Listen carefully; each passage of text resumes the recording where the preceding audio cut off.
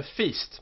A feast is a festive meal, and when people are preparing to have a feast, the table is covered with a tablecloth, as you can see here, and the waiters, who you can see here, bring in trays, and they bring plates to the table, and knives and forks as well, and little forks for eating fruit, and they bring table napkins, which you can see on the table as well.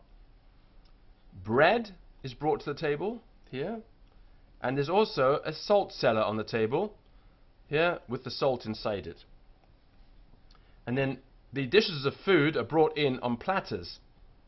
Here the servants carrying in the food, and you can find things like a pie. Here's a pie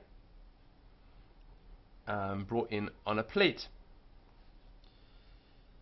The guests are welcomed in by the host. Here he's standing there welcoming the guests, and then they wash their hands here at the tap, or out of a laver, which is a bowl where you pour the water onto your hands, or an ewer, which is a jug, and you pour the water from the jug onto your hands, over a hand basin.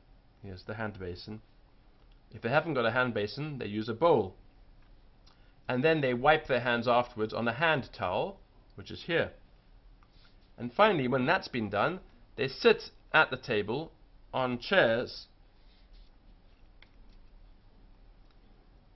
The carver, he carves up the meat and divides it. On the table you'll find that there are different sauces that are put on the table, and you might have roasted meat on the table as well here. The butler, this man here, he pours the wine into the cups and serves it, and he pours it out of a flagon or a wine pot. Here it is, and he uses cups or he uses glasses, and these stand in a cupboard here. Right, so we have glasses here, we have flagons here, and we have wine cups here. So these things with the hands are called flagons or tankards. Here we have wine cups, and here we have goblets. And these are also glasses. There could be glasses as well.